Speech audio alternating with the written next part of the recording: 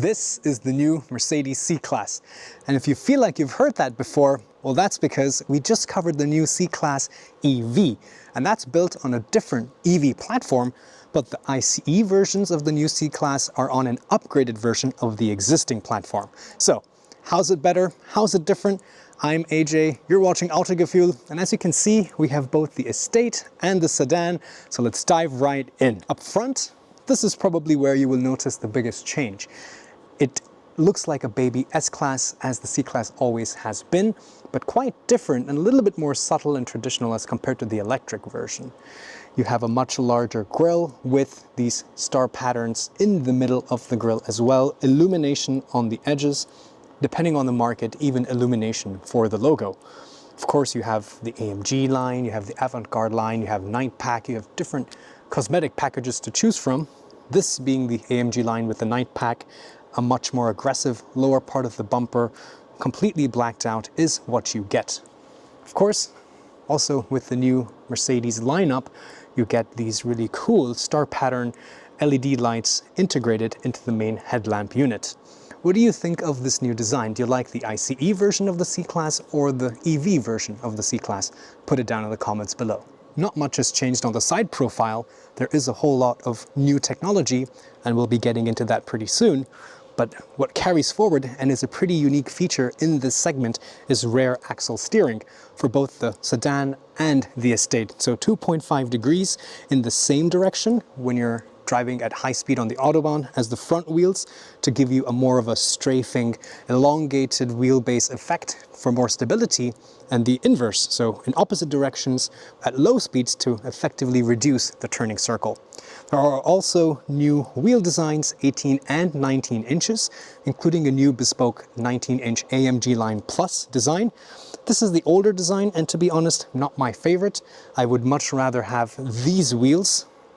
These are very nice, a lot of spokes here, very elegant. This is, I think, 19 inches, yes it is. Which one do you prefer? This is also a new color that is now available with the C-Class. We saw it on the C-Class EV, the lavender silver metallic. There's also a moody sky gray finish as well. With the Night Pack, you also have a dark chrome door handle that is now available, along with, of course, blacked out window frames. This being the Estate, you have, of course, a different body style, a lot more practical on the inside. Which of the two body shapes do you prefer? The front of the Estate is identical to the front of the Sedan. If you have the Avant-Garde instead of the AMG line, this part of the bumper looks quite different, and in my eyes, a little bit better. Fortunately, I don't have that here to show you at the moment, but stay tuned for when we get a chance to test out different versions of this car, and we can take a closer look at these details then. The back of the Estate, dare I say, hasn't changed a lot, but I don't think that's necessarily a bad thing. Even the rear lights are pretty much the same as they were before, but to me this is a lot more executive, a lot more subtle looking. I could see this as my company car, for example. Down here with the AMG line, you also get the more athletic, sporty diffuser in the lower bumper. I don't really buy it. I don't think it makes a big difference in terms of the aerodynamics, and certainly don't really like these fake exhaust tips. But the C Sedan, on the other hand, has a slightly more refreshed look, thanks mainly in part to these new rear lights with, as you can see, the star pattern inside, similar to the S-Class, the E-Class, and pretty much across the lineup at this point. Down here, same story continues with the AMG line with the fake tips, but overall, I still think the Estate looks better. Under the hood of the ICE versions of the new C-Class, you have slightly more updated versions of the tried and tested 2-liter Turbo 4 petrol and diesel engines with mild hybrid tech. The most powerful petrol you can get is 258 horsepower with the C300, and the strongest diesel is about 200 horsepower, either rear-wheel drive or the 4MATIC all-wheel drive. And again, because it's a mild hybrid, there is a little motor that can help with things like low-speed torque as well as high-speed coasting.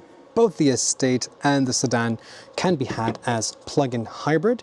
As you can see, this has a 100 kilowatt electric motor with a 19.5 net lithium-ion battery, which gives you about 100 kilometers of electric only driving. Of course, we can test that out in the real world. Charging speeds of about 11 kilowatt AC and 55 kilowatt DC. I think it's a good option to have nowadays with the ever-changing market and the prices of petrol. I think a plug-in hybrid makes a lot more sense today than it ever has done before. Here we have the key fob. Not much has changed. And let's take a look inside. Same story here, not much has changed. A little bit of different material and finishes on the door. But if you take a look inside, there are some bigger changes indeed here. For example, you get this cherry red Art Deco leather seat. So before you had a very bright popping red, which of course wasn't to everybody's taste. This is a lot more palatable and I quite like this color. There's also a beach brown. I always prefer these artificial leatherette seats, but if you want animal skin, you can also get the leather and the Napa leather as well.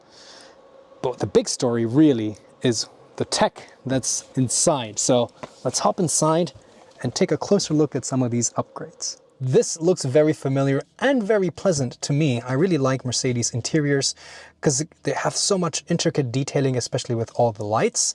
But what's different and in a great way is the fact that they have changed the steering wheel now to bring back rocker switches and rollers and more clickable buttons for your cruise control and your media control. So I'm really glad. I've seen this already with the new CLA that I drove, but I'm really glad that buttons are coming back. Double thumbs up for that. The digital instruments are very useful, very familiar. You can, for example, have different views, like the entire screen can have the map. You can bring the speedometer and the tach back in, or have different kinds of, odometer and your trip computer. Very useful indeed. The new infotainment is on the latest MB.OS, so you have Google in the background, a lot of AI assistance, and over-the-air updates. You can use multiple commands together in natural language, or you can use simple things like, "Hey Mercedes, how can I help? Navigate me to Mannheim." Let's head to Mannheim. Of course, the head-up display is really large, as we know, and has the map integrated, but with this new version of the C-Class, you also get augmented reality commands as well, which is pretty cool. In addition to that, you have some new fun little features, like for example, you can choose the different ambient styles, again, similar to the things we've seen in other Mercedes cars. So the ambient lighting, the background of the screen, the theme of even your infotainment, all of these things change along with the instrument cluster as well. So pretty cool. Also, some of these come with their own sound profiles, so you can play around and customize this to your liking. This new version also comes with a camera, which allows you to do things like authenticate purchases and payments on the apps here using your face. Also, you can, when you're parked, you can have a video conferencing call. And if you notice, the camera is here actually. It's in the middle air vent. And you might be wondering, well, AJ, does that mean I can turn the camera towards me? Because I can turn these vents. And I tried, but no. This vent is now locked and it's rigid. You can just turn it on and off, but then the camera's always pointing inside. There's a lot of adjustability in the seat as well as the steering wheel, so finding a comfortable seating position is really easy. This would be roughly where I would like to sit, and as you can see, I have plenty of headroom, even with the panoramic roof, which in this case, as you might have already guessed, can be opened completely. Storage is also pretty well organized here in the interior. You have pretty large door pockets, but also here you see a nice damped glove box with felt lining and a shelf. So really nice to organize different kinds of items. It's not just one big kind of gaping cavity. So good for that. Also lockable. You have different inlay material options. This is a carbon fiber-like inlay. I'll show you what the Estate version has because there are some interesting new designs for that as well. Glossy black center console, I know, but yeah, I think this is nothing new. It does have a slight texture on it, to be honest, but it's very subtle. But at the end of the day, it will leave some fingerprints, so better keep a microfiber cloth to clean that. You can also open this panel, and then down here you have a couple bottle holders. which are a little bit more adaptive and are spring-loaded. That's pretty nice. You have a place to keep your key, for example, and an inductive phone charging pad over here. Really grippy with some ventilation. A couple USB-C ports down there. Padded center armrest, which is pretty robust. And then you can open it to reveal a pretty shallow kind of a box here with another USB-C, but I do like that there's a little light down there so you can see what's inside. So overall, pretty practical, and again, nothing too different. So the wheelbase for the C-Class sedan and the Estate are the same, but of course the body here is quite different. So this does have a little bit less headroom in the back. Let's see how that really translates. Getting inside is pretty easy. Again, it's not too small, so you don't have to bend low down, but this is not an SUV, so yes, keep that in mind. This seat, remember, was set roughly to my driving position, so me sitting behind myself at 173 centimeters or about 5'8". I have plenty of legroom. There's plenty of space here.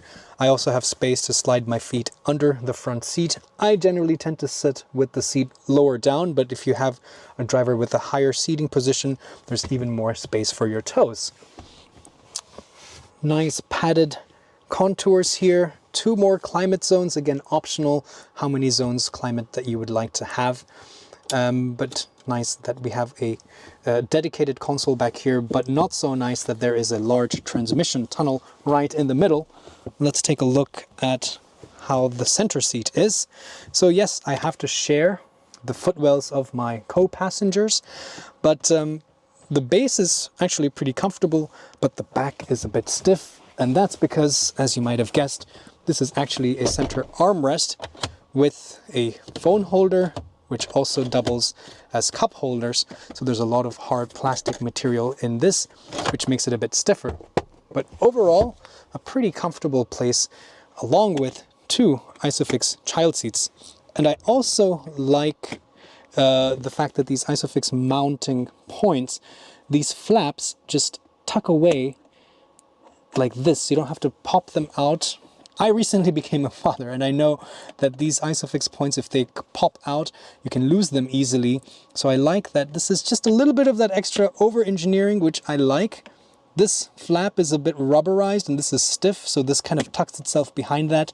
I know I'm getting on about this, but these small details really are what makes a luxury brand stand out. It's the thought that matters.